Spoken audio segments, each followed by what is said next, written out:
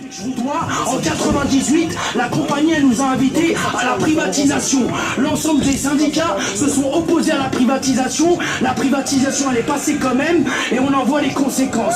On s'est inscrit dans tous vos projets. On a fait, malgré que les organisations syndicales elles étaient contre. On s'est inscrit dans tous vos projets. Ça fait bientôt 19 ans qu'on s'est inscrit dans tous vos projets et à chaque fois, au moment où on doit récolter les fruits de nos efforts. Je vous donne un exemple. Quand on est rentré dans l'industrialisation des métiers, avec la vision piste 1, derrière on attendait les fruits de nos efforts.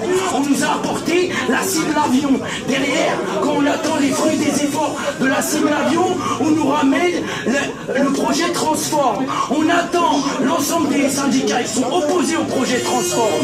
Vous le mettez en place quand même. Les salariés s'inscrivent et font les efforts nécessaires. Ils nous font gagner presque 30% de productivité dans chaque secteur d'activité de la compagnie. Les efforts, on les a faits. Et au moment où on a besoin de voir les fruits du résultat d'un Transform, vous nous ramenez un Perform 2020, monsieur. Et ça, c'est inadmissible. Et aujourd'hui, il y a 13 000 emplois en moins. Et moi, je le vois tous les jours, au quotidien, dans nos villes, où on entend des jeunes qui sont en souffrance, ils n'ont pas de travail. Vous avez supprimé 15 000 emplois au total. Et il y a de la précarité dehors, monsieur. Et je parle pas de dehors. On n'est pas là pour quémander. On sait que tout ce qu'on obtiendra, l'obtiendra en vous l'arrachant.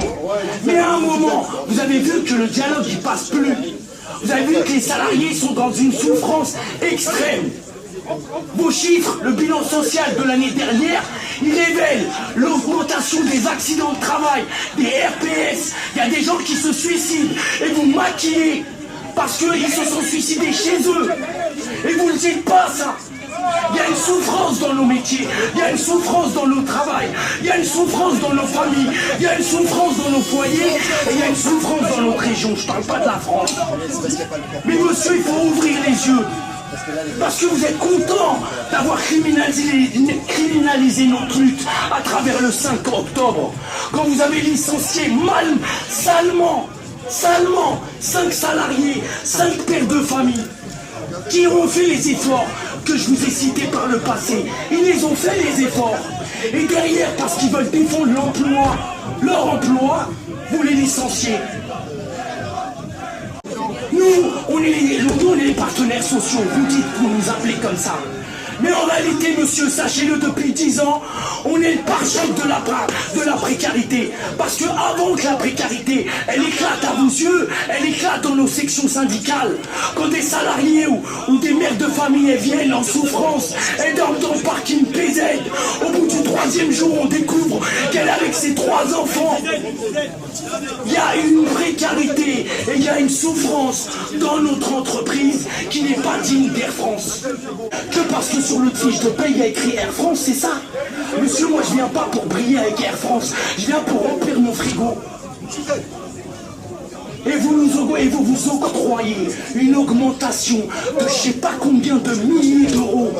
Et sachez, monsieur, que la somme que vous avez estimée en augmentation pour vous, c'est le budget de ma vie, monsieur. 342 000 euros, c'est le budget de ma vie. Je suis obligé de m'endetter 30 ans pour avoir cette somme.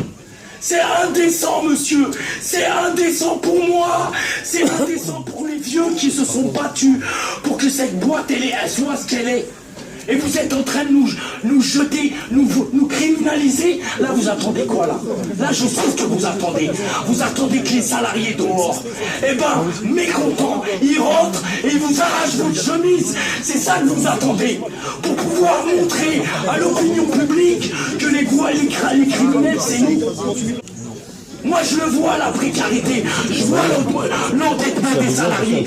Un salarié, il a 20 ans de compagnie, il est en commission de surendettement.